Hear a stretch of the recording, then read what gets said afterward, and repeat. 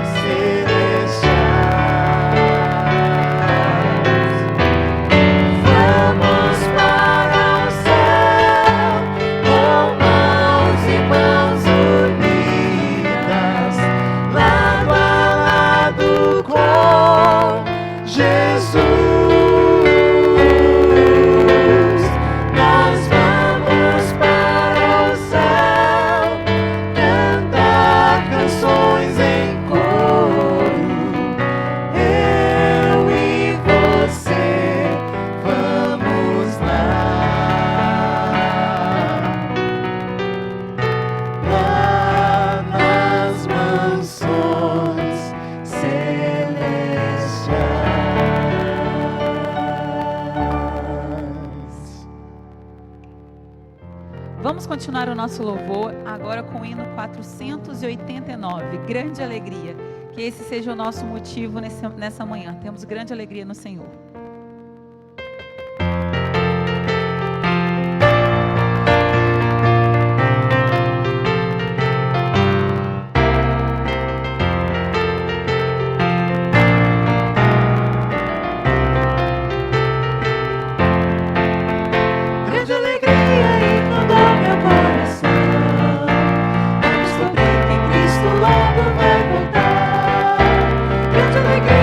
Explodiu a emoção.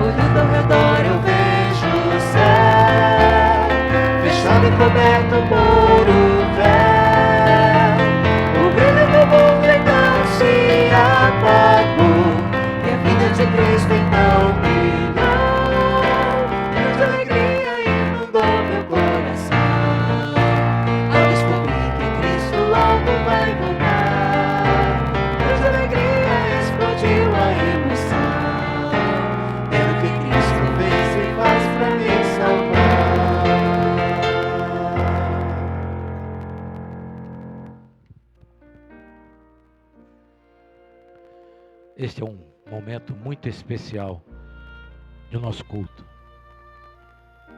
É um momento em que estaremos buscando a presença de Deus para que Ele continue aqui conosco, para que Ele traga transformação em nossos corações, para que Ele cuide de cada um de nós, que possamos neste momento, você que está aí ouvindo, nos ouvindo em sua casa, se você quiser, se aproxime do vídeo, fique em reverência, se ajoelhe, você sabe a maneira melhor, mas estamos diante do nosso Criador, do nosso mantenedor, por isso vamos estar em reverência na presença dEle, vamos buscar em oração para falarmos com Ele. Pai nosso que estás nos céus, santificado seja o teu nome. Louvado e engrandecido seja o teu nome. Tudo que o Senhor tem feito por nós, até aqui, Senhor. Muito obrigado. Muito obrigado pelo teu cuidado, pela tua proteção. Muito obrigado, porque o Senhor está em cada lar neste momento. Em cada coração. Que só possa, Senhor, estar conosco aqui esta manhã, limpando o nosso coração, a nossa mente, para que a Tua palavra penetre bem fundo, fale a nós e nos ajude, através da presença do Espírito Santo, a sermos transformados por essa palavra. Por favor, Senhor, guia-nos, orienta-nos, cura-nos de tudo aquilo que nos distancia de Ti, Senhor. Sabemos que o mal do momento, o mal deste século, não é só o coronavírus, Senhor. O maior mal é estarmos distante de Ti. Nos ajude a nos aproximar de Ti, a depender de Ti em todas as coisas e deixar que o Senhor nos ajude diariamente, fazendo escolhas certas, de acordo com os Teus planos e propósitos. Nos ajude a estudar a Tua palavra de maneira mais afinco, Senhor. Nos ajude a deixar ser transformados pela presença do Teu Divino Espírito Santo, nos admoestando e nos mostrando qual é o caminho que devemos seguir. Proteja-nos, guarda-nos, esteja com a mensagem desta manhã, com o pregador que irá transmitir esta mensagem. Que as palavras que ele venha proferir não venham dele mesmo, Senhor, mas que venham direto do Teu trono da graça.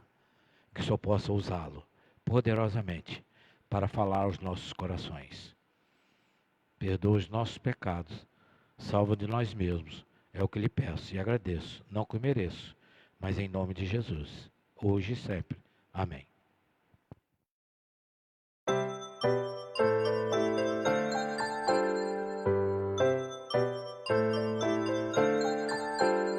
Chegou a hora de adorar ao Senhor. Chegou a hora de ouvir do seu amor.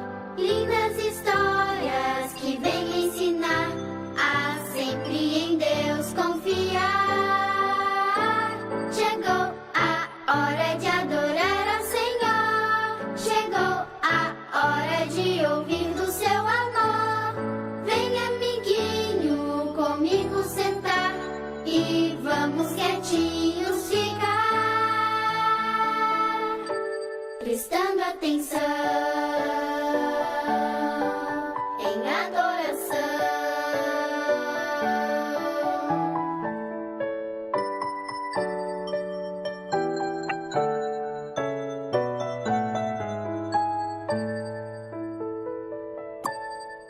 Bom dia, pessoal! Olá! Feliz sábado para todos! Estou muito feliz em poder compartilhar momentos tão especiais da nossa adoração infantil. E hoje nós continuamos falando sobre a importância das regras. E hoje, as regras de maior importância, de maior grandeza, parte 1. Vocês sabem o que é isso daqui? É um mapa.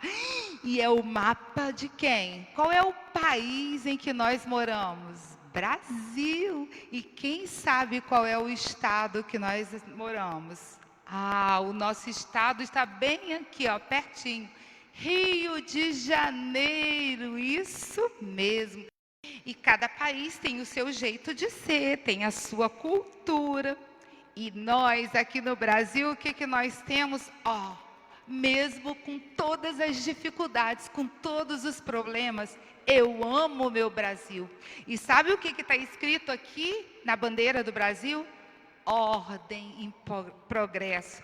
Não importa se eu seja brasileira, mas desde o momento que eu esteja no Brasil, sendo brasileira ou não, eu tenho que respeitar as ordens do meu país. Por isso, eu sou brasileira e moro no estado do Rio de Janeiro. Mas acontece, sabe uma coisa?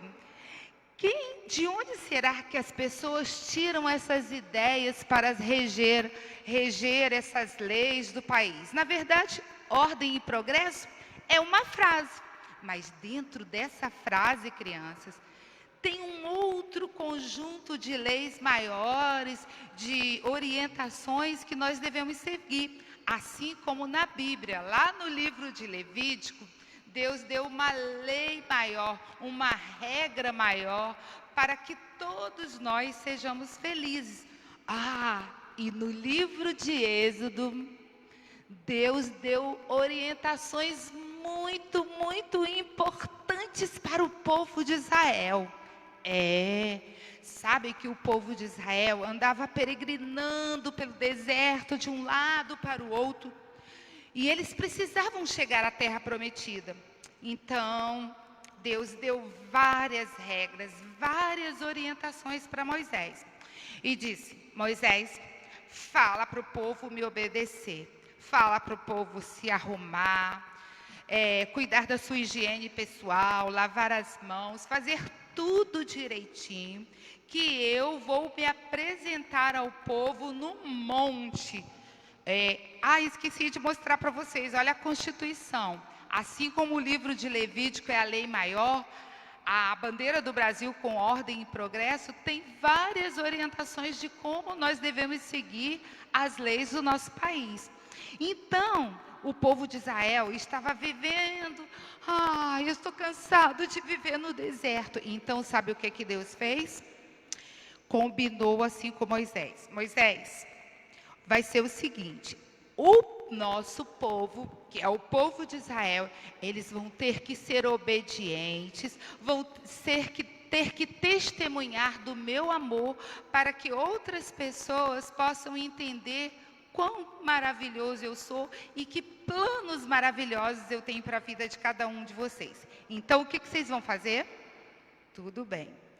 Então, Deus falou: Moisés, prepare o povo, todos se arrumem, tomem banho, limpem-se, e daqui um tempinho, amanhã, eu vou estar no Monte Sinai. E eu vou estar lá no Monte Sinai. E sabe que tinha uma cerca lá perto do Monte Sinai? E nessa cerca, eles não podiam passar por cima da cerca, porque aquele lugar onde Moisés estava com as leis, era o lugar santo. Então Deus falou assim para o povo, e na hora que Moisés apresentou e se reuniu como Deus mandou, houve barulho de relâmpagos, trovões e trovoadas. Era Deus que estava falando com o seu povo. E Deus pegou e escreveu a sua lei numa tábua, que naquela época não havia outros materiais diferentes. Ele escreveu com o próprio dedo as leis dos 10 mandamentos. E essas leis, crianças, servem para que sejamos felizes aqui na terra. E vamos repetir comigo o versinho que diz hoje, que está lá em São João 14:15. Se eu amar a Deus, vamos lá? Se eu amar a Deus, obedecerei os seus mandamentos. E se obedecermos aos mandamentos de Deus, seremos pessoas felizes. Mesmo que venha tantas dificuldades, tantas lutas, tantos problemas, Deus estará conosco, crianças. Confie nesse Deus. Vamos seguir as regras de Deus e obedecer os seus mandamentos, porque é muito importante. Então agora, mãozinhas juntinhas e vamos orar? Querido Deus, muito, muito obrigada pelas suas leis e pelas regras que podem nos fazer felizes e estarmos muito, muito em breve nas mansões celestiais. Obrigada por teu amor, misericórdia e cuidado com cada um de nós. Em nome de Jesus, amém.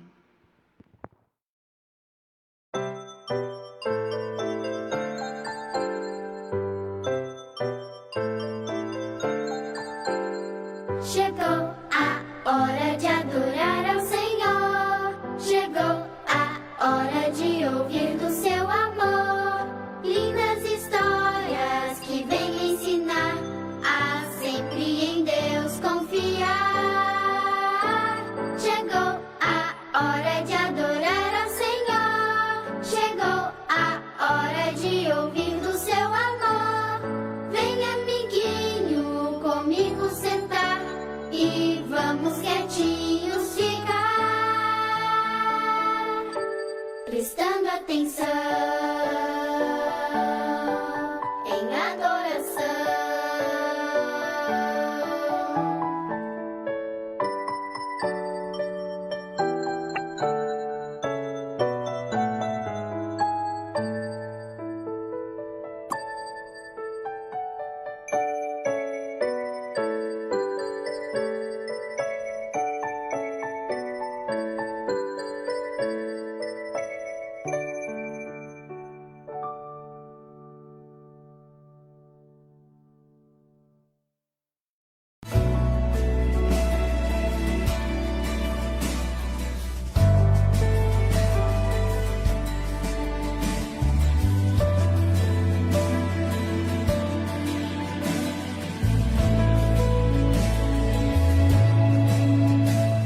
Olhando a leste, eu vejo uma nuvem menor que a mão de um homem. Silêncio e respeito contidos no peito, o momento chegou. Arco-íris no breu, mancha escuro do céu, que em coro celebra a Deus. A nuvem se expande e agora já grande reluz a vitória, e anjos dão glória a Cristo, cantando santo, santo é o Filho, e quem majestade vem pra buscar, vem resgatar aos seus filhos que tanto amou. Vem pra mudar, vem transformar este mundo que tanto pecou. Vem construir, vem redimir, terminar com o mal, e ao seu povo se unir. Ele vem pra sempre. Ele vem pra sempre.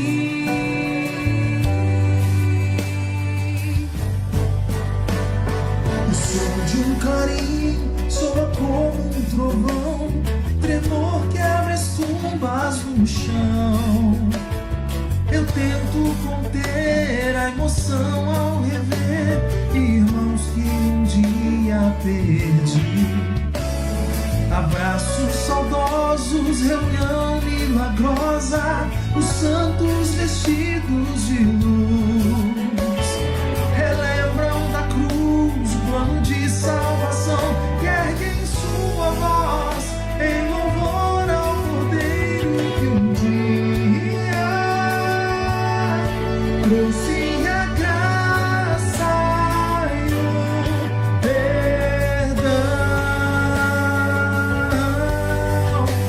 e quem majestade vem pra buscar,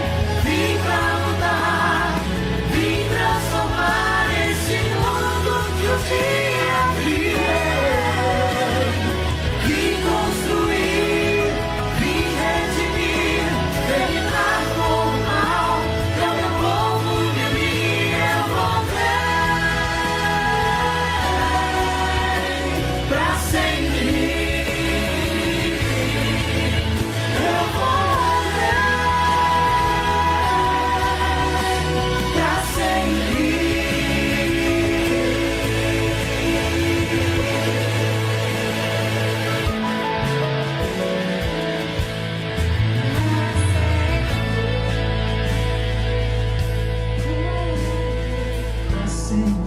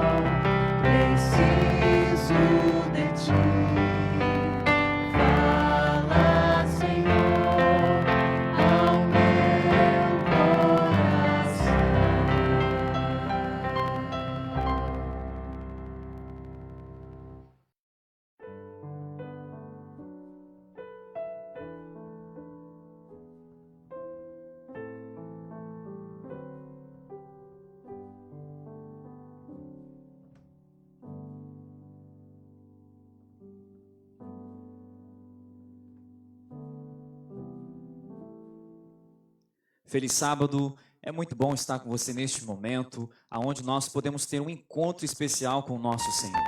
Como é bom nós estarmos no nosso lar, na nossa casa, nesse momento de adoração ao nosso Deus, onde teremos a oportunidade de receber as ricas bênçãos dos céus. Nesse momento você está com a sua família, você está com a palavra de Deus em suas mãos, e nós teremos a oportunidade agora de estudarmos este livro precioso. Este livro que transforma vidas, e eu tenho a plena certeza que Deus falará ao nosso coração nesta manhã. Eu convido a você neste momento para que nós venhamos ter uma palavra de oração ao nosso Deus. Feche os seus olhos neste momento e vamos falar com esse Todo-Poderoso, o nosso Deus que nos ama e fala profundamente aos nossos corações. Oremos. Senhor Deus, eterno Pai, louvado seja o Senhor, porque o Senhor tem cuidado de nós e de uma maneira muito especial, a cada dia tem nos fortalecido. Estamos vivendo, Senhor Deus, em tempos difíceis, mas nós podemos sentir o Teu cuidado, o Teu abraço e o Teu socorro sobre cada um de nós. Por favor, meu Pai, nós clamamos ao Senhor pela Tua força, pelo Teu socorro neste dia. Que a Tua palavra venha nos fortalecer, que a Tua palavra, Senhor Deus, nesta manhã, possa nos ajudar. Cuida, Pai, de cada família neste momento, que está agora com seus filhos, que está em casal, que neste momento, Pai, está esperando uma palavra amiga para que possa confortá-los, ajudá-los em tempos tão difíceis que nós estamos vivendo. Por isso é o que nós lhe pedimos nesta manhã, em nome de Jesus. Amém. Amém. Queridos, é muito bom estar com você nesta manhã e ao mesmo tempo ter a oportunidade de falar ao seu coração. Sabemos que talvez o nosso desejo, na verdade o nosso desejo é de estarmos aqui reunidos na igreja e assim cultuarmos ao nosso Deus. Mas também nós louvamos ao Deus pela oportunidade de chegar até o seu lar, até a sua casa e poder compartilhar com você um pouquinho da palavra de Deus. E é por isso que neste momento eu convido a você a abrir a Bíblia no livro de Marcos, capítulo 4, verso 35. Você poderia então abrir neste livro precioso. O livro de Marcos é um livro muito curto em relação aos outros evangelhos. O livro de Marcos ele tem apenas 16 capítulos. Ele é o menor em relação aos outros evangelhos porque é um livro de ações. Aqui nós vamos ver constantemente Jesus realizando milagres, Jesus realizando bem para as pessoas. E nós sabemos que no tempo pela qual nós estamos vivendo, aonde está imperando o desemprego, a fome, o que mais nós estamos precisando é do cuidado das pessoas e principalmente do cuidado de Deus sobre cada um de nós. Marcos capítulo 4, verso 35 a 40, tenho aqui uma mensagem muito especial para todos nós. Há uma mensagem aqui poderosa que fala do poder do nosso Senhor Jesus Cristo. Sabemos que estamos vivendo num tempo de crise. A informação que existe em todo lugar tem assustado as pessoas. E tem pessoas, inclusive, que têm tirado as suas vidas. Relacionamentos têm entrado em crises. pessoas estão necessitando de ajuda com alimentos, questões financeiras. E eu tenho a plena certeza que a palavra de Deus hoje, nesta manhã, falará ao nosso coração.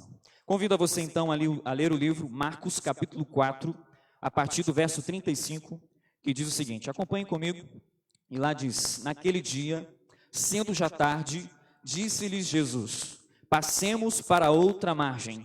E eles, despedindo a multidão, o levaram, assim como estava, no barco, e outros barcos o seguiam.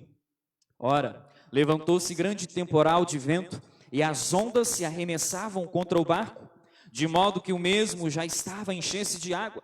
E Jesus estava na popa, dormindo sobre o travesseiro. Eles o despertaram e lhe disseram, mestre, não te importa que pereçamos? E ele, despertando, repreendeu o vento e disse ao mar, acalma-te, emudece, e o vento se aquietou. Fez-se grande bonança. Então lhes disse, por que sois assim tímidos? Por que e como que não tendes fé? E eles, possuídos de grande temor, diziam uns aos outros, quem é este que até o vento e o mar lhe obedecem? Queridos, você que está neste momento na sua casa, talvez sentado em sua cadeira, na sua sala, ouvindo esta palavra preciosa. Quando eu leio este texto de Marcos, eu vejo o tamanho do poder que Jesus Cristo ele tem. Porque não somente ele é Deus, mas ele tem a capacidade de, como ser Deus, ser um ser divino, de abalar até mesmo os fenômenos da natureza. Ele tem poder para falar, ele tem poder para agir e transformar aquilo que é impossível às forças humanas. Mas aqui em especial, nesse texto, eu gostaria de destacar aqui o verso 35, aqui do capítulo de Marcos, capítulo 4.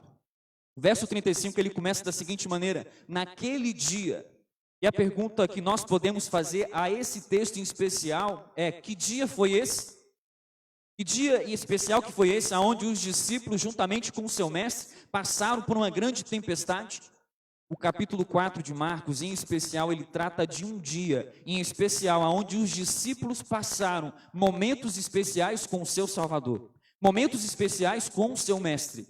Eu gostaria que você pegasse aqui a sua Bíblia e voltasse um pouquinho, alguns versos, no início do capítulo 4, a partir do verso 1 e o verso 2, e ali diz o seguinte, acompanhe comigo na sua Bíblia, e lá diz o seguinte, voltou Jesus a ensinar à beira-mar, e a reunir-se numerosa multidão a ele, de modo que entrou no barco, aonde se assentou, afastando-se da praia, e todo o povo estava à beira-mar na praia. Assim lhe ensinava muitas coisas por parábola no decorrer do seu doutrinamento. Queridos, durante todo o dia, Jesus, ele ensinou parábolas para aquela multidão que estava ali presente.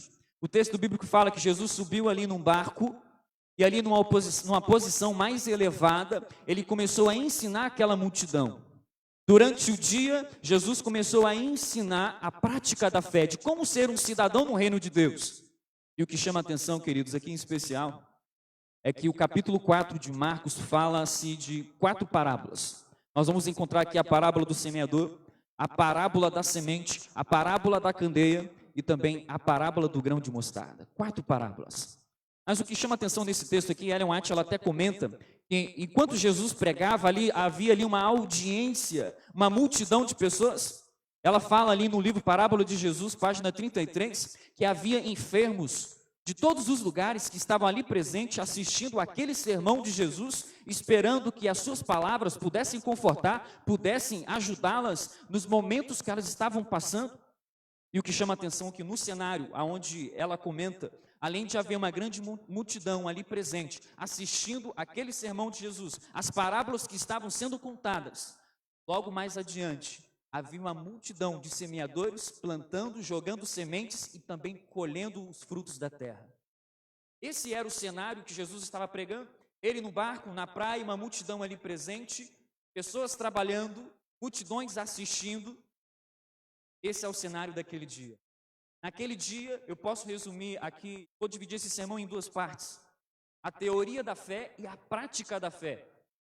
A teoria da fé é que os discípulos e aquela multidão passaram o dia inteiro ouvindo Jesus Cristo pregando de como ser um cidadão do reino do céu, de como exercer a fé em meio às dificuldades, às lutas. como crescer a sua fé, como exercer fé naquele que estava falando.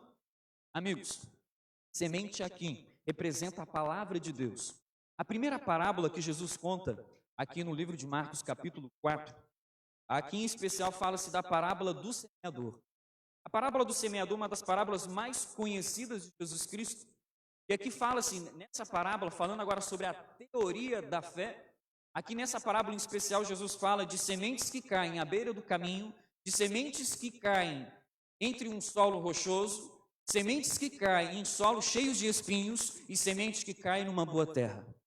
Mas o que chama atenção é que os discípulos, em especial, eles chegam até Jesus Cristo, mas com algum grupo de pessoas e falam: Senhor, nos explica essa parábola. E aqui nós vamos entender o que é a teoria da fé. O porquê que os discípulos passaram, juntamente com alguns ali do povo, se aproximaram de Jesus e queriam entender de como viver a teoria da fé, de como ter a teoria da fé. E o que chama atenção, eu gostaria que você me acompanhasse no verso 15, capítulo 4, verso 15, que diz o seguinte: e Jesus começa a explicar a parábola do semeador, e o verso 15 diz: são estes os da beira do caminho, aonde a palavra é semeada, e enquanto a ouvem, logo vem Satanás e tira a palavra que foi semeada neles. E o verso 16 diz: semelhantemente são estes os semeados em solo rochoso, os quais, ouvindo a palavra, logo recebem com alegria. Mas eles não têm raiz em si mesmos, sendo antes de pouca duração. Em lhes chegando a angústia, a perseguição por causa da palavra, logo se escandalizam. E outros, semeando as sementes entre os espinhos, são os que ouvem a palavra, mas os cuidados do mundo, a fascinação da riqueza e as demais ambições, concorrendo, sufocam a palavra, ficando ela infrutífera. Agora, os que foram semeados em boa terra, verso 20, são aqueles que ouvem a palavra e a recebem, frutificando a 30, a 60 e a 100 por um. Amigos, a teoria da fé tem uma palavra marcante. Enquanto que a semente é a palavra de Deus, a terra são as pessoas. Imagina aquela audiência ouvindo Jesus pregando, a semente sendo jogada, mas tem algo em comum. Em toda aquela audiência que estava ouvindo Jesus pregando, é que todas ouvem. Independente das circunstâncias, independente das dificuldades, dos problemas, e talvez você está aí na sua casa, passando pelas tempestades da vida, pelos problemas da vida, e dependendo da circunstância, você está recebendo a semente da palavra de Deus. Mas a questão é, cada um vai receber de uma maneira diferente. Cada um vai receber a palavra de Deus e vai tomar uma decisão. E é isso que Jesus está ensinando aos seus discípulos. A semente está sendo pregada, a palavra está sendo jorrada, está sendo derramada, está sendo plantada. E tudo vai depender o quê? Das nossas escolhas. Mas há algo em comum. Dependente das circunstâncias, aqui está a teoria da fé. Todos ouvem. Você reparou? A semente cai à beira do caminho, elas ouviram. A semente cai entre os espinhos, elas ouviram. A semente que caíram em solo rochoso, elas ouviram. Mas dentro da teoria da fé, não somente as pessoas ouvem. Eu peço que você se atente comigo agora na sua casa. Abra agora capítulo 4, agora se atente no verso 11. No verso 11, ali diz: e ele lhes respondeu, aqui é Jesus falando: a vós outro é dado conhecer o mistério do reino. Na teoria da fé, meus queridos, não somente tem a questão do ouvir a palavra de Deus, mas também de conhecer os mistérios do reino de Deus. Essa é a teoria do Evangelho, essa é a teoria da palavra, ouvir, mas também conhecer. E é aqui, queridos, que nós chegamos no ponto central do texto que nós lemos no início. Marcos capítulo 4, verso 35 em diante. Por que os discípulos passaram por uma tempestade? Porque durante todo aquele dia, eles ouviram sobre a teoria da fé, eles ouviram a palavra de Deus, mas era necessário também, meus amados, exercitar a fé, ter a prática da fé, não somente ouvir durante todo um dia a palavra de Deus, mas também praticar aquilo que aprenderam. E é por isso, amada família que está me acompanhando neste momento, é que os discípulos passam por uma grande tempestade. Tudo aquilo que eles ouviram, era necessário passar pelas dificuldades da vida. É por isso que o mar da Galileia é real. É por isso que a tempestade que eles enfrentaram é real. Deu para entender? Meus amigos, deixa eu perguntar um negócio para você. Será que Jesus ele não sabia que os discípulos passariam pela tempestade? É claro que Jesus sabia, porque ele é Deus, ele sabe de todas as coisas. Então, por que Jesus permitiu que os discípulos fossem até o mar e enfrentassem uma tempestade? Talvez essa pergunta já foi respondida. É porque eles passaram o dia inteiro ouvindo a palavra, aprendendo a teoria da fé, e era necessário agora exercitar a prática da fé. Imagina comigo essa história que nós lemos no início. Os discípulos, eles eram pescadores. Estavam atravessando o mar. Na verdade, é um grande lago da Galileia, mas por ser tão grande, todos chamavam de mar.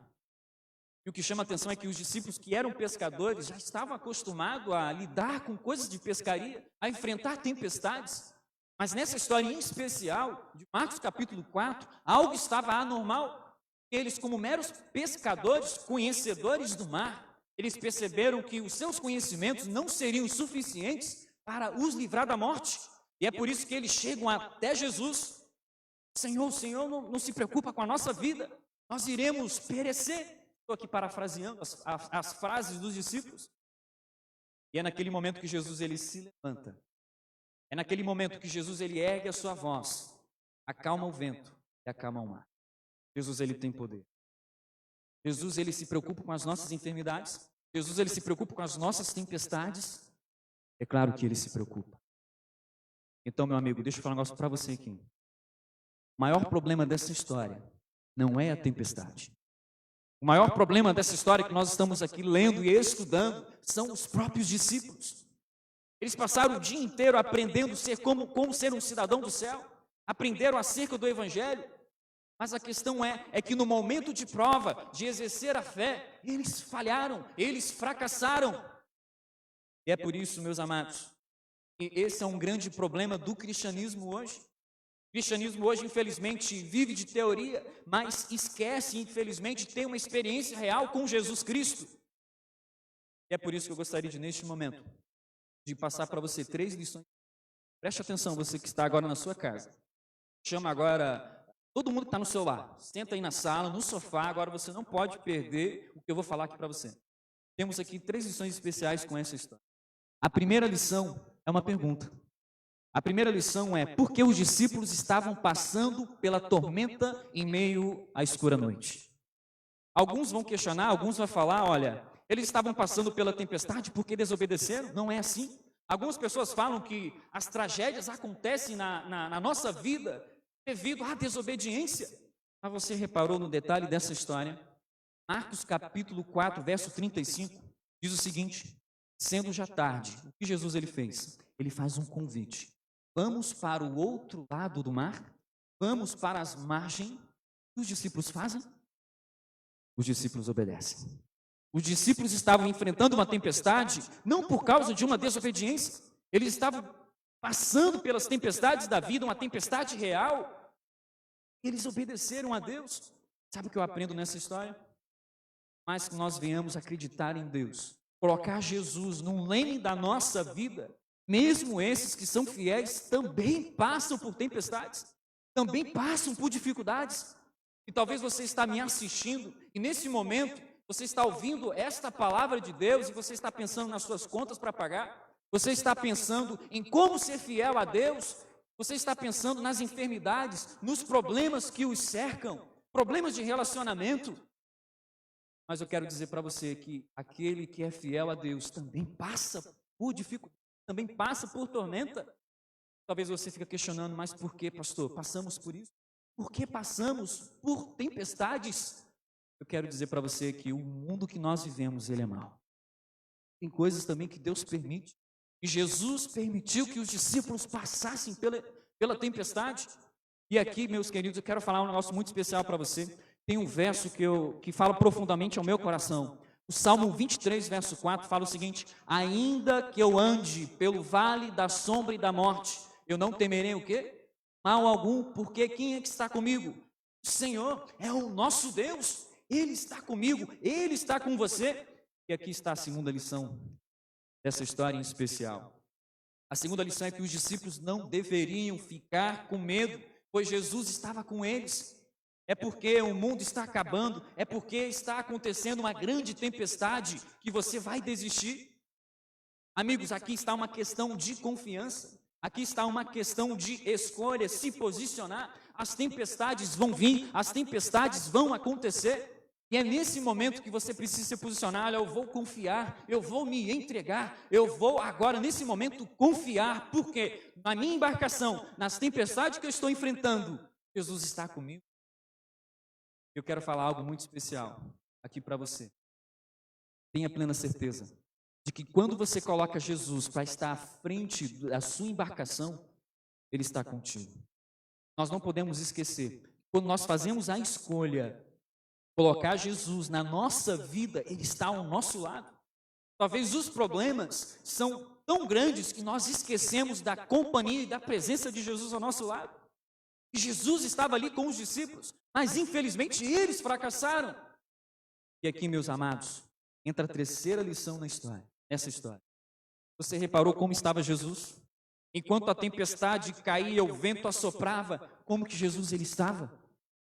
E você, talvez daí da sua casa, você está até me respondendo. Olha, Jesus estava dormindo. Ainda por cima num travesseiro.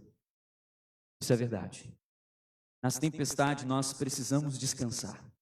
É um desafio descansar nas tempestades. Eu lembro até do Salmo 37. O Salmo 37 fala que no meio das nossas lutas, das dificuldades, de tantas incertezas, nós precisamos confiar, nós precisamos entregar a nossa vida nas mãos de Cristo, nós precisamos esperar, e ali fala, precisamos também descansar. E era aqui que Jesus ele estava dando o exemplo aos discípulos. Eles aprenderam durante todo o dia a teoria da fé, mas agora era o momento de exercitar a fé. Mas os discípulos fracassaram. Eles entraram num desespero, numa ansiedade terrível. Senhor, nós vamos afundar, nós vamos morrer, nos ajude. Gostaria de contar uma história para vocês. Gostaria de contar uma história que me impactou bastante há cerca de 4 anos atrás. Eu conheci uma senhora em São Paulo, e essa senhora eu lembro quando fui a visitar pela primeira vez. Estava eu e minha esposa, a Nara, e ao visitar o seu lar, eu lembro de ter visto uma senhora e uma pequena criança na faixa dos 4 anos de idade. Eu lembro que a primeira cena foi testemunhar aquela criança agarrando nas pernas de sua mãe com terror, com medo da minha presença diante daquela casa. Eu lembro que naqueles momentos que passamos a conversar com aquela senhora, a estudar a palavra de Deus com aquela senhora, foi um momento ali de 1 ano e meio, conversando com ela, fazendo uma amizade profunda com ela, mas o que mais me deixou comovido foi a história daquela mulher. Aquela mulher em especial, ela tinha um relacionamento, ela era casada, mas o seu marido a abandonou. E ela nas dificuldades, ela não tinha muitos estudos, tinha dificuldades financeiras, ela acabou entrando num novo relacionamento. E nesse novo relacionamento, infelizmente, o seu companheiro, ele tinha problemas com vícios, drogas. E ela, por conviver, acabou também caindo nos vícios das drogas. E ela contando ali a sua história, ela fala que, enquanto ela conviveu com esse companheiro, ela passou a vender tudo que tinha dentro de casa. Começou a vender o seu fogão, vender a sua geladeira, vender o seu armário. Ela falou que todas as coisas dentro da sua casa começou a desaparecer, mas ela nem percebia que o vício a puxava, a sugava. Atenção é que quando ela chegou na sua casa, para mim isso aqui é o que cortou meu coração. Trauma que fica marcado. Quando ela chegou na sua casa, ela encontrou esse companheiro enforcado. Naquele momento, essa senhora, ela parou, começou a meditar na história da sua vida. E ela viu que precisava de ajuda. Ela foi para uma clínica de reabilitação. Dentro da clínica de reabilitação, ela descobriu que estava grávida. Dentro da clínica de reabilitação, ela teve a sua filha. E ali ela conta que, quando ela voltou para o seu lar, com uma criança em seus braços, e poder olhar para a sua casa e ver que não tinha nada, como eu vou me manter? Como que eu vou sustentar a minha filha? Como que eu vou agora cuidar do meu lar? Eu não tenho nada, só tenho essa pequena criança. Foi nesse contexto que nós chegamos na casa dessa senhora, uma senhora jovem. Eu lembro que na nossa primeira cena de conviver com essa senhora, mais me marcava era a cabeça, o couro cabeludo dessa mulher. ela tinha raspado. Em alguns momentos, a sua cabeça estava machucada. Porque quando ela ficava ansiosa, quando ela não conseguia dormir, ela arrancava fios de cabelo, arrancava o couro cabeludo. E nós sabíamos o momento em que ela estava bem e momentos também que ela não estava bem. E amigos, sabe o que mais me impressionou? É que durante esse período em que ela começou a estudar a palavra de Deus, nós conseguimos perceber a transformação na vida de alguém que passa a colocar Jesus à frente da sua embarcação. Eu lembro que, até hoje eu não esqueço essa história, porque esta mulher, ela começou a estudar a palavra de Deus. E aquele momento, aquele contato de estudar a palavra de Deus, de conversar com ela formamos uma amizade tão grande que ela preparou um presente para mim. Até trouxe esse presente aqui hoje. Como que ela ia se manter? Como que ela iria sustentar a sua filha? Foi através do crochê, foi através de paninhos, aonde ela bordava e ali vendia. E o tempo que ali nós convivemos, estudando a palavra de Deus com ela me presenteou com esse paninho. E esse paninho era o nome de um projeto que ali nós estávamos estabelecendo na sua cidade. Projeto É Hora de Viver. E a Márcia precisava viver. E a Márcia, ela entendeu que para viver é somente tendo Jesus ao seu lado. E amigos, deixa eu falar um negócio muito sério ao seu coração nesse momento. Gostaria de falar com você. Talvez já é batizado, que já é cristão e está passando por uma grande tempestade. Quero falar com você que talvez você é fiel a Deus, você também pode passar por uma tempestade. Mas eu gostaria de dizer que você precisa confiar. Você conhece, você ouviu a palavra de Deus, você conhece a palavra de Deus, mas é necessário descansar nele, confiar nele. Porque se ele falou que chegaríamos do outro lado da margem, e ele nos chegaríamos do outro lado do mar, é porque chegaríamos. E agora é o momento de exercitar a nossa fé. Eu sei que as circunstâncias agora não é fácil, mas é necessário confiar. Meus amados, é o momento. Mas por outro lado, se você perceber que as montanhas, os problemas são grandes demais, você pode, assim como os discípulos, clamar a Jesus, porque você o aceitou, Ele está perto, você consegue vê-lo, e você pode clamar a Ele, Ele pode te ajudar, e Ele pode te fortalecer. Eu creio nisso. Aí você crê? Mas por outro lado, é nos momentos de crise, nós podemos ver quem somos. É nos momentos de crise, nós podemos ver quem é Deus. Talvez você está aí do outro lado, você sabe muito da teoria da fé. Você já ouviu a palavra de Deus, você conhece a palavra de Deus, mas ainda não se posicionou do lado de Deus. Não deixou que Ele entrasse na embarcação da sua vida. Porque as tempestades vêm. Não importa, as tempestades virão. Mas a questão é, você colocou Jesus na sua vida. Você tem deixado que Jesus controle o leme da embarcação da sua vida? Gostaria de fazer um apelo para você nesta manhã. Você gostaria de colocar Jesus agora à frente da sua vida? Tomar uma decisão ao lado dele?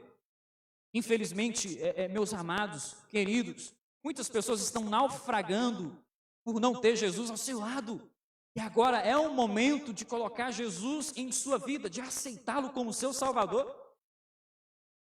Tomou sua decisão? Agora é o momento. As tempestades estão fortes ao seu redor. Agora é o momento de aceitar, de tomar a decisão. Senhor, neste momento, entra na embarcação da minha vida, entra na minha história, porque sozinho eu não consigo, eu não tenho a quem clamar, eu não tenho a quem buscar. Meu amado, talvez que você esteja afastado, talvez que você agora esteja estudando a palavra de Deus. Agora é o momento da decisão, é o momento de você entregar o seu coração a esse grande Jesus Cristo, Salvador. Tem a capacidade de mover a natureza para te salvar. Você tomou a sua decisão agora? Chega um pouquinho mais perto. Eu não sou o pastor Luiz Gonçalves, mas eu convido a você chegar mais perto. Chame aqui a sua família, sua esposa, os seus filhos, dê a mão a eles neste momento. Vamos orar ao nosso Deus. entregar o nosso coração, a nossa vida a esse Jesus Todo-Poderoso, que está a todo momento esperando que você coloque, neste momento, a pessoa dele à frente da sua vida, à frente da sua embarcação. Feche os seus olhos e vamos conversar com o nosso Deus. Senhor Deus, amado Pai, sabemos que estamos vivendo em circunstâncias que não é fácil. A fome tem imperado, o desemprego tem aflorado, casais têm tido, Senhor Deus, problemas de relacionamento. E também, Pai, muitas pessoas, infelizmente, muitas famílias não têm uma direção, porque ainda não tomou uma decisão de colocar Jesus à frente da sua embarcação. Senhor Deus, neste momento tem um homem de fé, tem uma mulher de fé, que tem estudado a Tua Palavra, tem ouvido a Tua Palavra, mas gostaria de ter uma experiência com o Senhor. Uma experiência de colocar a sua vida ao Teu lado. Está passando por uma tempestade, mas ela está entendendo que é necessário hoje colocar Jesus à frente da sua vida. Por favor, Senhor Deus, esteja à nossa frente. Sabemos que muitas vezes nas tempestades nós não iremos ouvi-lo, não iremos sentir a Tua presença, mas nós sabemos que é nas tempestades nós sabemos quem é Deus. E é neste momento que eu gostaria de colocar a vida destes queridos que neste momento me acompanham em oração. Está passando por lutas, estão passando por problemas. E outros estão tomando uma decisão, firmar um compromisso ao seu lado. Coloco, Pai, a vida de nossos irmãos, coloca a vida desta igreja, Pai, em Tuas mãos, para que nós venhamos ser uma igreja triunfante, para que quando o Senhor Jesus voltar, nós, Pai, possamos o receber com alegria, possamos, Pai, com um sorriso no rosto, saber que este é o nosso Deus a quem tanto esperávamos. É por isso, Pai, que eu lhe peço e eu te agradeço, em nome de Jesus. Amém.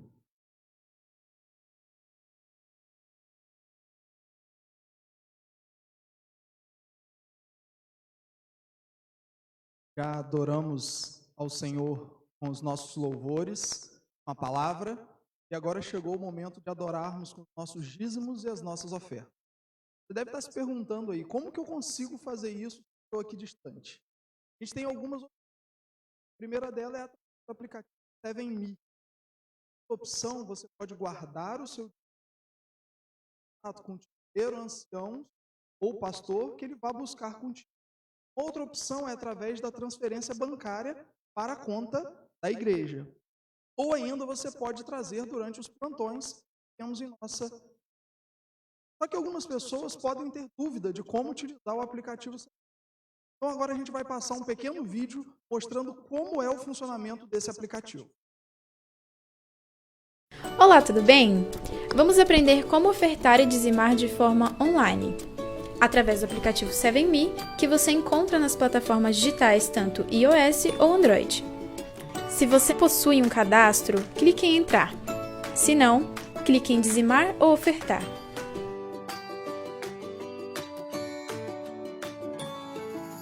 Preencha com a cidade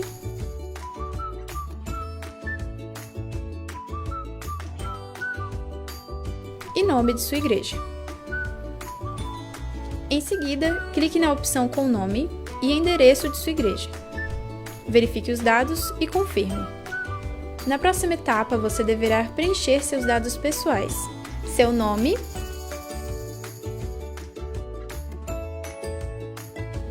e-mail. Logo a seguir, preencha o valor do dízimo ou oferta que irá devolver. Clique em Próximo. Agora você deve selecionar a opção de débito ou crédito. Em seguida, a bandeira do seu cartão. Coloque os dados do cartão: número, nome, vencimento e código de segurança. Lembrando que esta transação é 100% segura. Verifique a transação na próxima tela. Em seguida, clique em Confirme. Aguarde o processamento. Pronto! Sua devolução foi realizada com sucesso.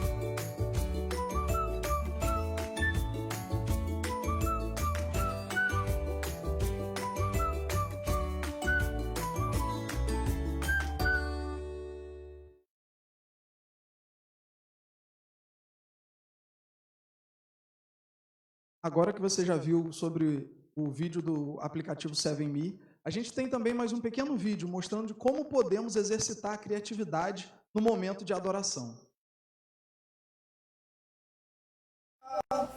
As coisas que nelas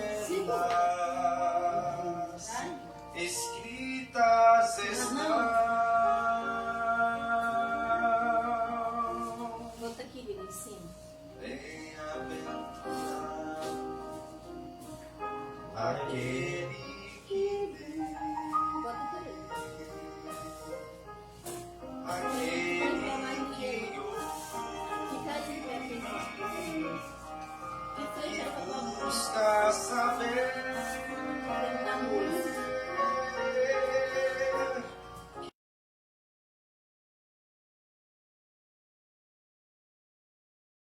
Agora vamos fazer uma oração.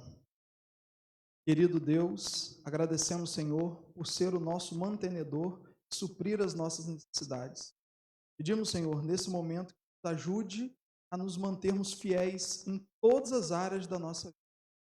Pedimos as tuas bênçãos, Jesus. Amém.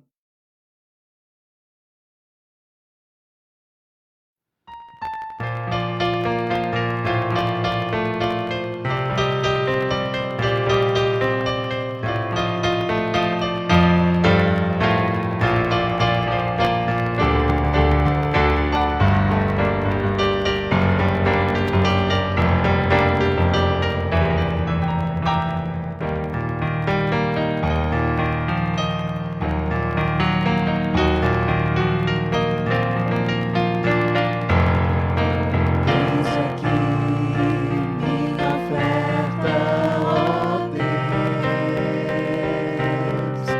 Eis aqui todo meu coração, meus tesouros, talentos, meu venho agora depor em tuas mãos.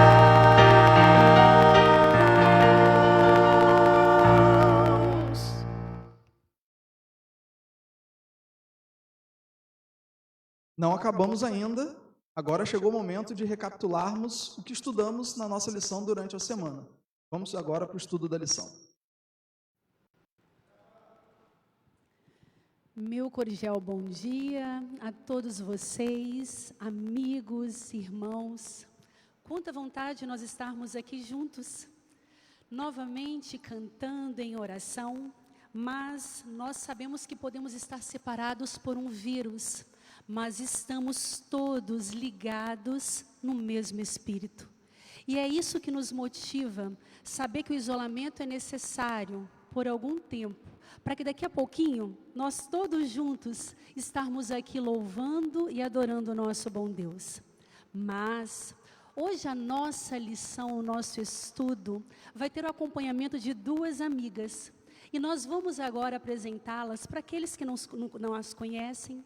Ao meu lado esquerdo, nós temos a Nara. A Nara é esposa do nosso pastor Gessé. Na verdade, o nome dela é um pouquinho diferente, mas docilmente nós chamamos ela de Nara. Nara, ela é pós-graduada em intervenção psicossocial e familiar. Meu feliz sábado, Nara. Feliz sábado, Sergiane, feliz sábado, Sol, feliz sábado para vocês, irmãos, que possamos aqui hoje, né, nesta manhã de sábado, agradar ao nosso Deus e estudarmos a sua palavra. Amém.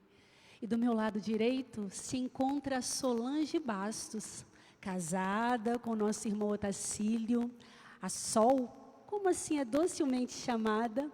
Ela é formada em letras, em direito, ela tem pós-graduação em pedagogia e é diretora do Ministério de Saúde e Mordomia. Vale a pena também falar que a Nara é diretora também, uma das diretoras do Ministério de Saúde. Tudo bem, Sol? Feliz sábado. Feliz sábado a todos também. É muito bom nós estarmos aqui, né, para recordarmos a nossa lição. Uma lição maravilhosa, que hoje nós temos a oportunidade, mesmo distantes, de estarmos juntos nesta programação, estudando essa palavra. Amém. E é com esse espírito que eu vou convidar a você que está aí, talvez só, rodeado com a família, que nesse momento você feche os seus olhos. Os que puderem se ajoelhar, ótimo. Se não puder, apenas feche os seus olhos e ore conosco. Amado Senhor, nós estamos em Tua presença, agradecidos por saber que temos a Ti como o nosso Deus maravilhoso. E agora, neste momento que vamos recordar, recapitular o que nós estudamos durante essa semana sobre a Tua palavra escrita, Senhor, que o Teu Santo Espírito esteja conosco aqui e em todos os lares que estão nos vendo neste momento. Te pedimos em nome de Jesus. Amém. Amém. A você, querido amigo, nosso querido irmão, nós queremos falar um pouquinho sobre a nossa lição, o nosso guia de estudos. O nosso guia de estudos, ele é feito trimestralmente. E nesse trimestre, como já foi falado na última lição, nosso guia vai estar falando como interpretar as Escrituras. É isso mesmo. Todos aqueles que tiverem podem estar acompanhando, e aqueles que não tiverem também podem acessar a cpb.com.br ou procurar também. Aqui ao lado nós estamos tendo algumas lições ainda sendo vendidas na Escola Adventista. Não deixe de se alimentar espiritualmente por esses momentos tão importantes. É isso que nos mantém vivos. E quando eu falo vivos, vivos espiritualmente. Bem, mas continuando o nosso estudo, na verdade a nossa recapitulação, meninas, na semana passada nós falamos sobre a singularidade da Bíblia. E hoje, se aprofundando um pouquinho mais nesse estudo, nós vamos falar sobre a origem e a natureza da Bíblia. E eu gostaria apenas de começar relembrando o nosso verso de ouro ou verso áureo, para aqueles que muitas vezes se lembram como era colocado. Ali, aqueles que quiserem, se encontra em 1 Tessalonicenses, capítulo 2, versículo 13. Nós só vamos apenas contextualizar. Naquele livro de 1 Tessalonicenses, que foi escrito pelo apóstolo Paulo, algo chama a atenção. Por quê? Porque Paulo, Solange, Nara, ele nesse momento ele fala da alegria de saber daquele povo que estava sendo modificado pela palavra. Mas por que modificado pela palavra? Pela palavra de Paulo? Não, pela palavra do Deus vivo. Era Deus usando Paulo como seu ministério, na verdade, de propagação. Aquelas pessoas estavam aceitando e sendo modificadas. E quão grandes transformações estavam acontecendo ali. E dentro desse contexto, quando nós falamos sobre transformações, nós podemos observar uma coisa. Não sei vocês, mas quando nós vamos ler muitas vezes um livro, ou vamos assistir um filme, primeiramente, eu gosto de saber quem é o autor. Por quê? Dependendo quem seja o autor, Nara, eu não sei se já aconteceu com você, Solon, a gente fala, olha, tal filme vai ser bom.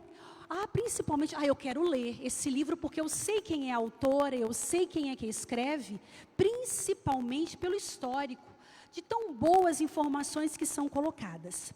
Bem, mas em 2 Pedro 1:19-21, o apóstolo ali, ele afirma a convicção da origem desse livro que é a Bíblia. Na verdade, uma biblioteca, são vários livros conjugados. Eu gostaria de saber, Nara, com você, qual a origem que o apóstolo fala ali? E qual é a importância de nós, na verdade, sabermos e crermos nessa origem? Será que é necessário para os dias atuais que estamos vivendo? Bom, Sergiane, ali no capítulo, de 2 Pedro, nós vemos que o apóstolo ele diz que a palavra de Deus vem totalmente da parte divina, ou seja, do próprio Deus. Mas ele coloca aqui que ela é inspirada, também movidos pelo Espírito Santo. Esses profetas, esses homens que escreveram a palavra de Deus, foram inspirados por Deus, movidos pelo Espírito Santo. Eu creio que é a seguinte forma, por que ela é importante para nós? Por que Deus se revela dessa forma?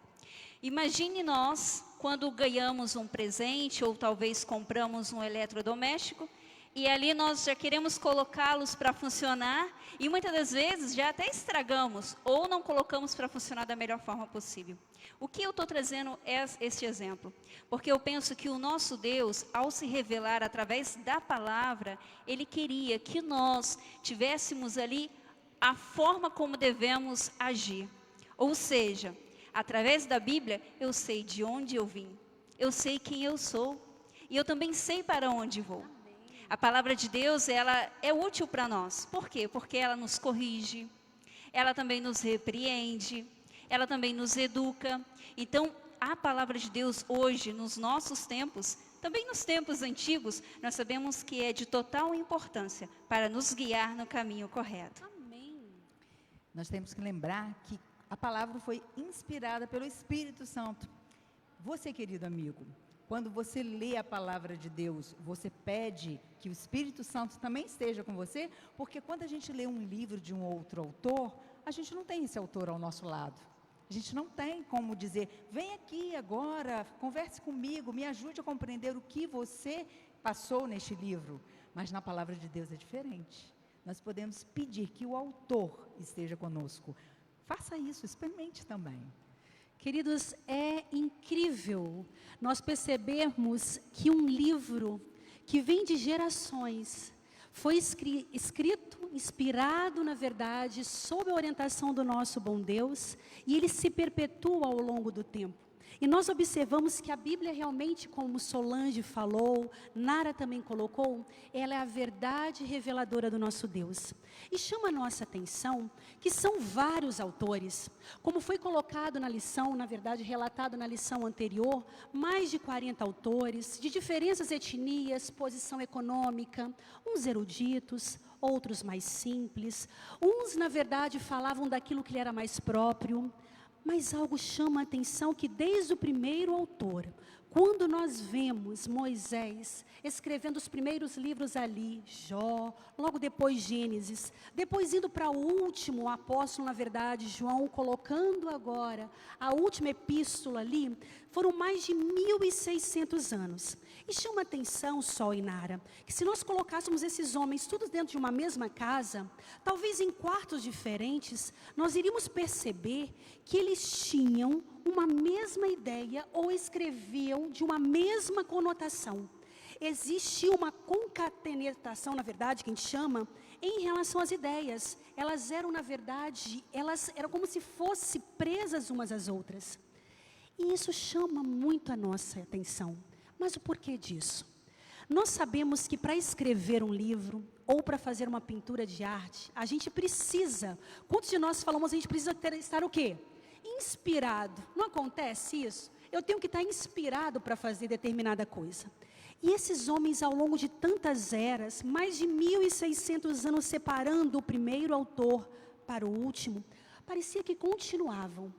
Pergunto agora, inspiração às vezes é vista ou é entendida como a capacidade de encher de ar os pulmões. Isso. Mas é também colocada romanticamente dizendo a ideia ou algo que na verdade te motiva a fazer. E eu gostaria de perguntar a Solange, depois de nós sabermos que a origem da Bíblia é divina, existiu algo que inspirou esses homens, ao longo de momentos tão diferentes das épocas, terem o mesmo viés espiritual? Isso é maravilhoso a gente ver isso, né? Durante o meu estudo de letras, eu fiz literaturas, então a gente tinha muita interpretação de texto, não é? E um mesmo texto, com várias pessoas naquela sala, era interpretado de forma diferente. Às vezes, quando a gente tinha que fazer um novo texto em grupo, cada um dava uma ideia, mas não se alinhavava. Ficava, às vezes, desconexo. Mas a gente vê que isso não acontece na Bíblia, não é? Na Bíblia vai tudo muito correto. Por quê?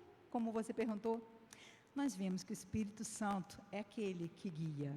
Mas tem uma diferença, você sabia, Sergi e Nara? Qual? Revelação e inspiração. Você falou sobre inspiração, sim, né? A parte romântica de que a gente tem que estar inspirado para fazer alguma coisa. Inspiração também é a operação divina que toma conta do profeta no exercício do seu trabalho. Quando Deus está junto, inspirando, é para ele fazer isso. E a revelação é quando Deus torna conhecido seus pensamentos, seus desígnios, seus mistérios de forma clara. É o conteúdo. Então, a diferença entre revelação e inspiração. Revelação, Deus comunica, é o conteúdo. Quando a gente fala em revelação, é o conteúdo que Deus está dando. E inspiração, como Deus está dando, qual é o método que Deus está usando. E Deus usou e continua usando homens até hoje, né? E na palavra de Deus, com tantos autores, tantos escritores, em várias épocas, de várias profissões, iletrados, letrados, cultos, incultos, e falando da mesma forma, o mesmo assunto, que nós vamos ver mais adiante um pouquinho, né? Sobre o assunto principal dessa Bíblia maravilhosa. Nara? Eu acho interessante essa pergunta, porque no contexto, quando nós analisamos esses 40 homens, né, estudando a Bíblia, a gente vê que são pessoas diferentes, como vocês já colocaram. Mas analisando, por exemplo, Amós, ele era um boiadeiro, talvez para o nosso cotidiano um peão, talvez, né? Então, nós vemos que Deus não fez ali acepção de pessoas, né? Escolheu homens de diferentes áreas, de diferentes formas econômicas, e Deus usou cada um, inspirou cada um, por intermédio também do Espírito Santo. E nós sabemos que foram 40 homens, ou seja, escritores canônicos que estão na palavra de Deus.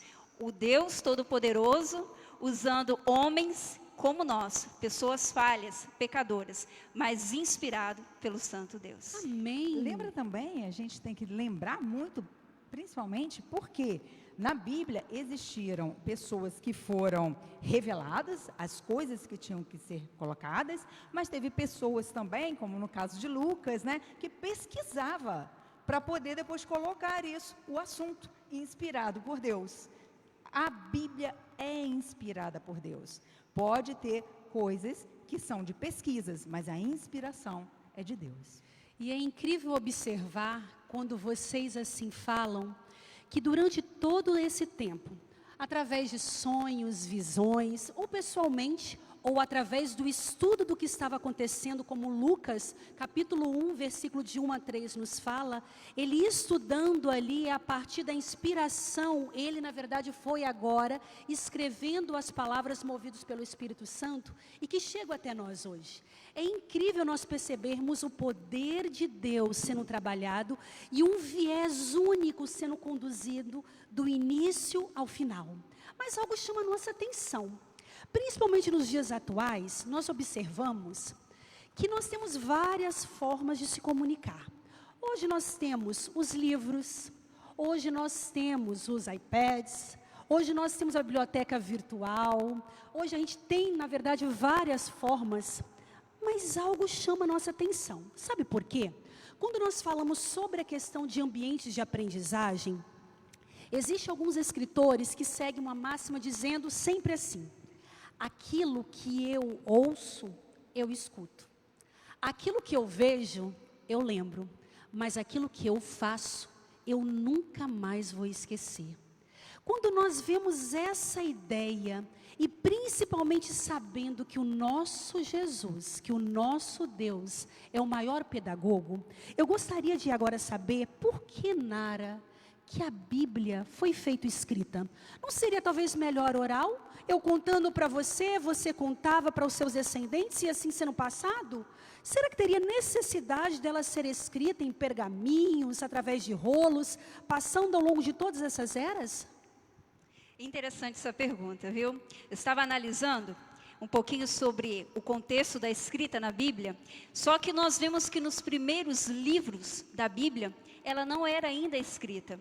Nós vemos que os patriarcas, aqui no Deuteronômio, capítulo 6, fala assim, no verso 7, tu as inculcarás a teus filhos, e delas falarás assentado em tua casa, e andando pelo caminho, e ao deitar-te e ao levantar-te. Então nós vemos aqui que no contexto inicial dos patriarcas, Ali era passado de geração a geração, de pai a pai, como uma forma de memorização.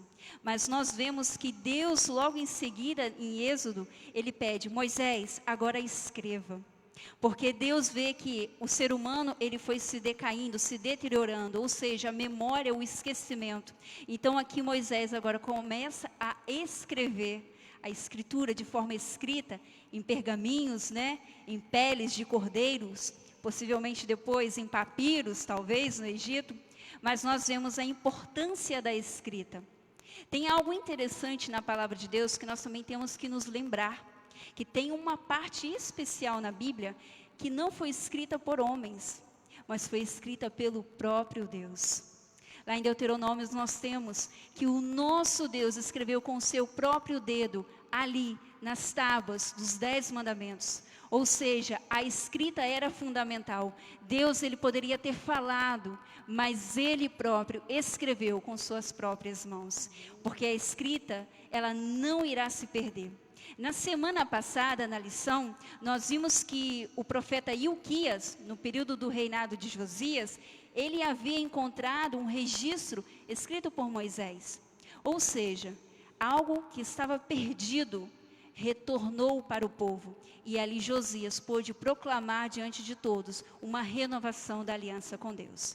Então nós temos uma importância muito grande de ter a palavra de Deus em nossas mãos, de forma escrita, para não se perder, para que possamos tê-la em todos os momentos em que precisarmos, para estudá-la, compreendê-la e também passar adiante essas informações. Vocês já brincaram quando era criança de telefone sem fio? Já. Vocês lembram como era o telefone sem fio? Pois é, você ficava na ponta de um grupo, né, de uma fila, você passava uma mensagem e aquela mensagem passava para a pessoa tinha que passar para outra pessoa, passando. Quando chegava lá no final, qual era o resultado? Se perdia totalmente. A ideia principal. Nossa, a gente dava muito risada, não é? Com certeza a gente achava engraçadíssimo. Mas era isso que poderia acontecer. E existem 5 motivos para que a palavra de Deus tivesse que ser escrita. Primeiro, você já falou alguns, porque a capacidade mental do ser humano foi diminuída com o pecado. Não é? Foi diminuindo, você já não gravava como gravava antes, passando de pai para filho, ao caminhar, ao deitar, ao se levantar. Depois, porque a vida humana foi abreviada também, então precisava de ter mais alguma coisa para gravar para os outros. E também, por causa da apostasia, as verdades tinham que ser dadas com exatidão, porque senão ficava igual o telefone sem fio. E por último, a palavra escrita, ela inspira autenticidade. Está ali, está certo. Como advogada, a gente sabe muito bem sobre isso, né? De que falou oralmente, é tudo por via oral, você não escreveu, não documentou, não registrou em cartório, é inválido, é documento inválido. Você não pode acreditar somente na palavra, porque a palavra muda, você esquece o que foi dito. Por isso que Deus colocou a sua palavra escrita, para que nós tivéssemos a certeza que aquilo era autêntico. E nós temos comprovações agora arqueológicas da autenticidade da Bíblia, né? E isso nos traz mais confiança ainda. Deus é um Deus maravilhoso, não é? E nós vimos como Deus se revela ao longo, e vocês aqui recapitulando todos esses momentos, e a Nara dando essa ênfase tão preciosa, falando sobre os mandamentos, a lei de que o nosso Deus deu, escrita com o próprio dedo dele, dizendo: filho, é na verdade, as minhas orientações para a sua vida. E que na verdade não se perderam ao longo de todo esse tempo.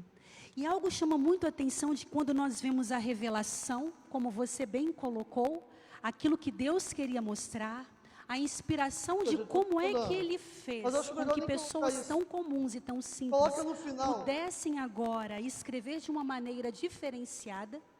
Só que nós observamos algo bem interessante de quando nós analisamos principalmente João 1,14.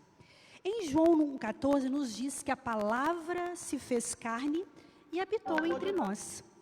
E quando nós observamos isso, a gente observa que a Bíblia, na verdade, ela é uma união divina e humana. E nós vemos ali, como é colocado que o Verbo se fez carne, alguns paralelos entre Jesus e as próprias Escrituras. Mas eu gostaria de saber, Solange, quando nós fazemos esses paralelos entre as Escrituras e Jesus, o Verbo encarnado, pergunto para você, seriam iguais? Na verdade, a vida de Jesus, é tudo o que foi a respeito dele? Existiriam semelhanças, analogias, teriam diferenças? O que acontece quando nós observamos a Bíblia, juntamente, ou as Escrituras, em relação ao nosso Jesus, que é o Verbo encarnado? É muito interessante a gente pensar nisso, né? Comparar Jesus com a Bíblia, né? Como é? Bem, primeiro nós vamos ver semelhanças. Jesus, ele foi concebido pelo Espírito Santo, não foi?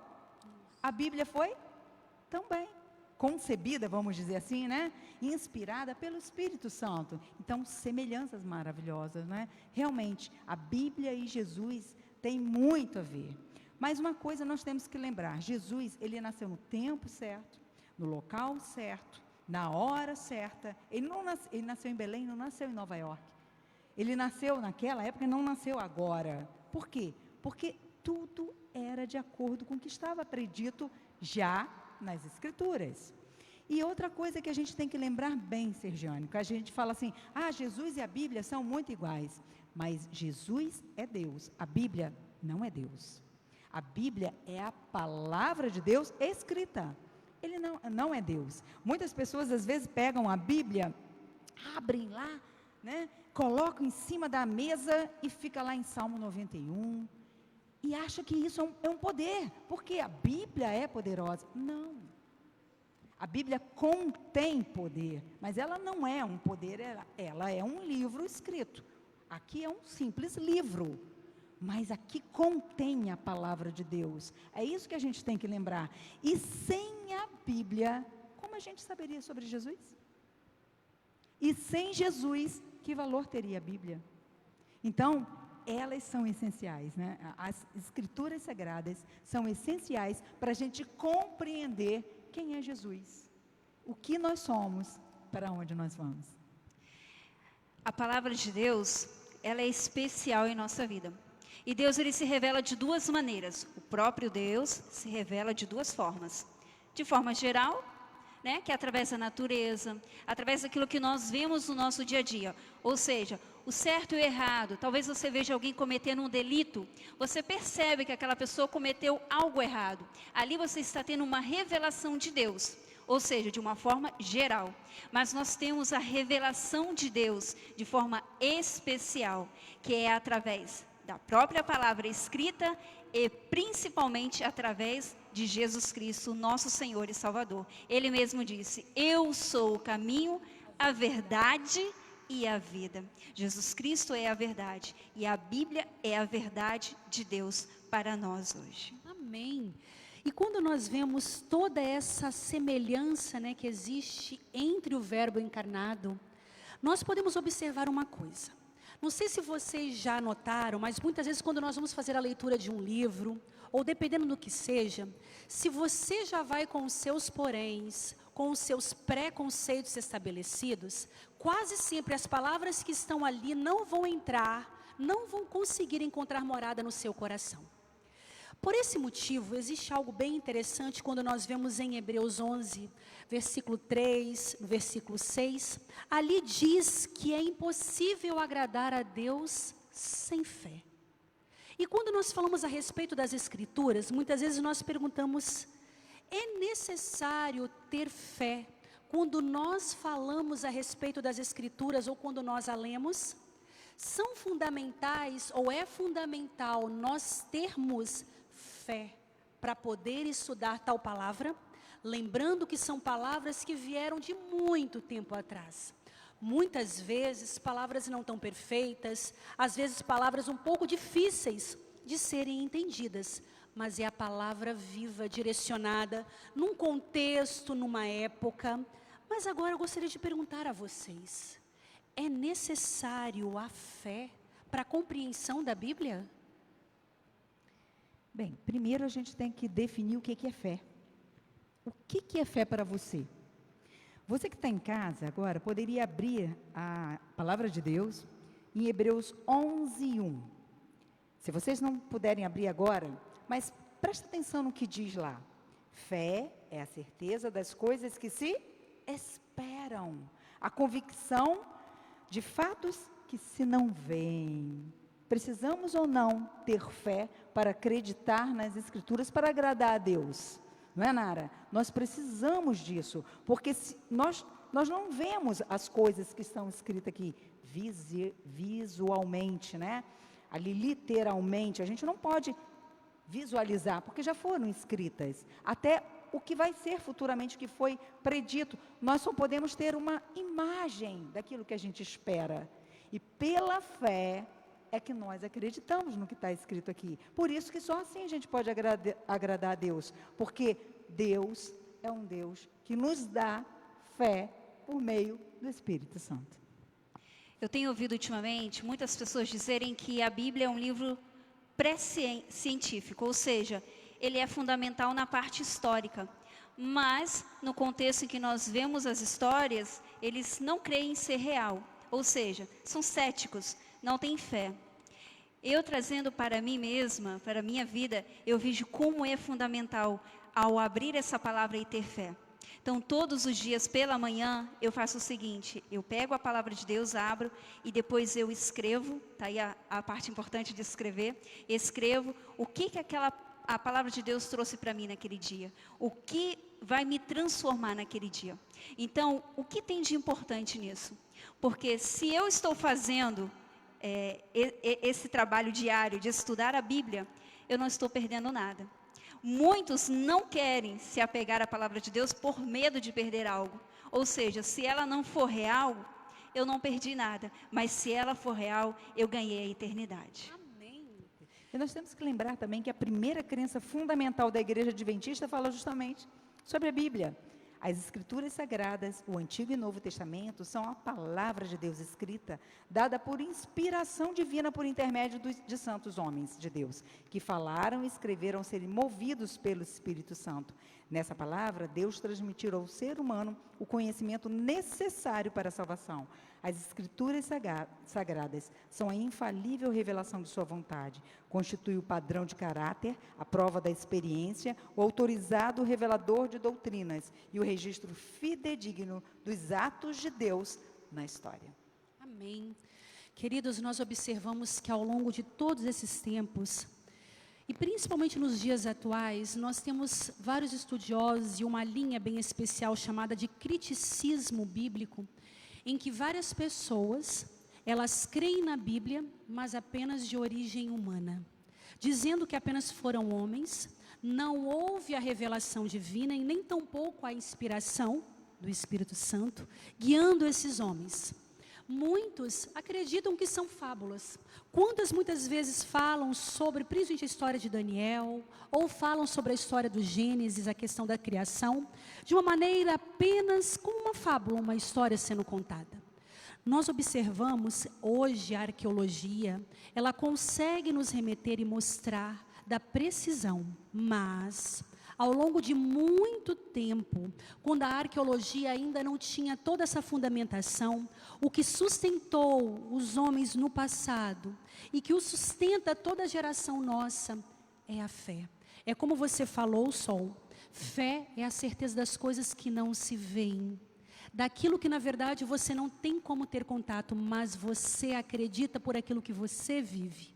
E quando nós falamos a respeito disso, nos chama muito a atenção que um escritor, um grande escritor francês, ele na verdade falou algo a respeito de como que, quando nós falamos a respeito de livros, Victor Hugo, um grande escritor francês, ele disse que na Inglaterra existem dois grandes livros, Shakespeare e a Bíblia. É isso mesmo, quando nós falamos sobre a questão de Shakespeare, para eles lá são duas grandes revelações. E ele continua, a Inglaterra fez Shakespeare, mas a Bíblia foi ela quem fez a Inglaterra. Um homem que na verdade, um escritor famoso, ele reconhece o poder que a Bíblia tem, de mover na verdade, uma geração mover as coisas, permitindo, na verdade, com que ela, na verdade, se estabeleça. Um homem que conseguiu ver o poder da Bíblia ao longo da história. E para terminar agora, eu gostaria que Sol, Nara, deixasse agora aquela mensagem especial para os nossos irmãos, os nossos amigos que estão em casa, para que possam se sentir ainda mais confortados, principalmente sabendo da realidade que nós estamos vivendo agora.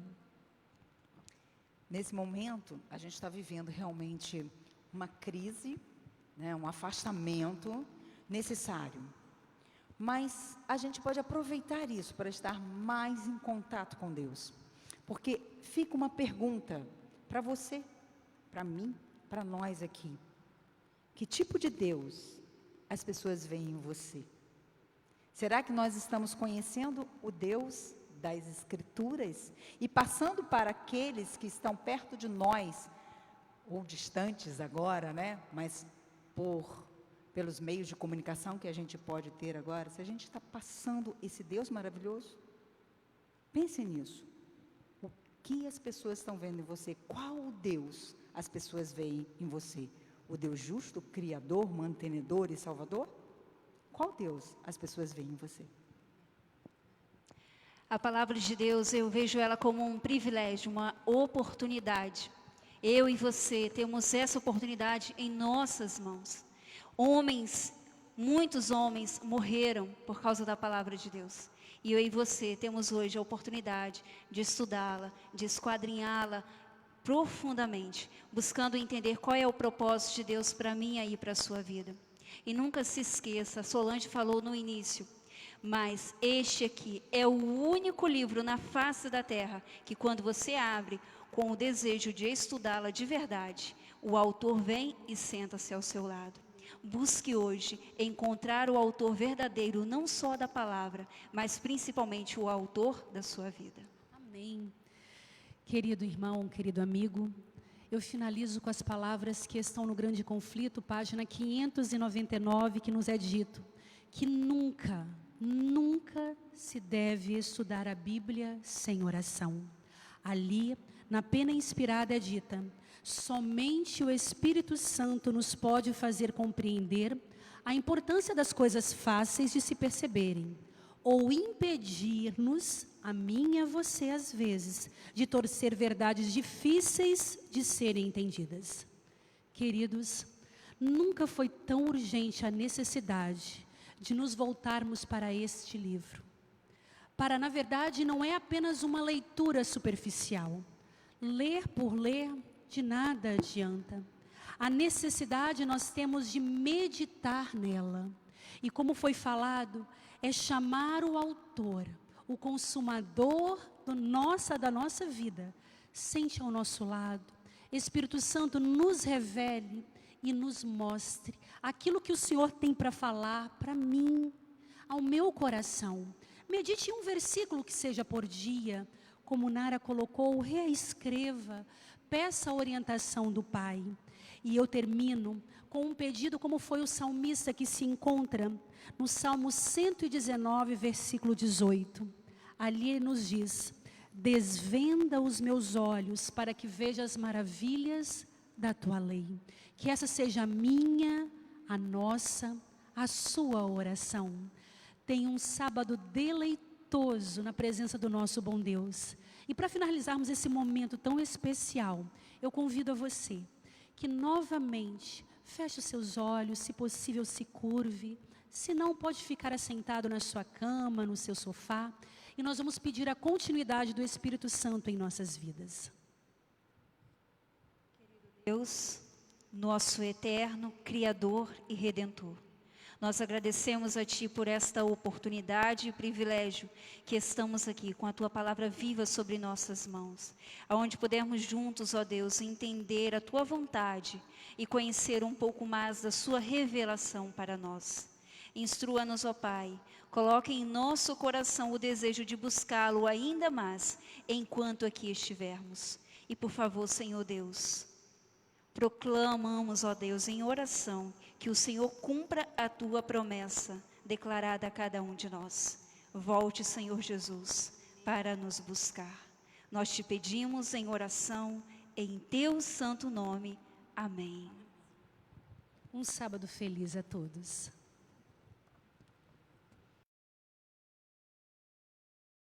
Olá, irmãos. Nós queremos agradecer a sua participação conosco aqui nesse culto de adoração. Estamos caminhando para o final do nosso culto, mas antes eu gostaria apenas de fazer um anúncio e um convite para você. O anúncio é que o nosso mutirão de Páscoa continua. Hoje, das 15 às 17 horas, nós estaremos aqui na igreja para te receber, para que você possa trazer o seu quilo de alimento e assim nós possamos conceder aos irmãos e amigos que estão passando por esse momento de dificuldades, uma Páscoa mais feliz, uma Páscoa alegre, porque eu tenho certeza de que juntos iremos vencer essa batalha, tá bom? Então hoje, das 15 às 17 horas, estaremos aqui na nossa igreja e amanhã, das 18 às 20 horas, também teremos aqui o nosso plantão. Você poderá aqui trazer o seu alimento, poderá vir para que façamos uma oração com vocês também, tá bom? E o meu convite para você, especial nessa manhã também, é para que daqui a pouco, às 11 horas da tarde, às 11 horas da manhã, perdão, daqui a 20 minutos, você possa ligar a sua TV, na TV Novo Tempo, e assistir também uma mensagem especial que foi preparada para você, tá bom? Que Deus te abençoe. A minha oração é que o Senhor nos abençoe e nos guarde, que Ele faça resplandecer o seu rosto sobre cada um de nós e tenha misericórdia de nós, concedendo a todos nós a sua paz. Um grande abraço e um feliz sábado a todos.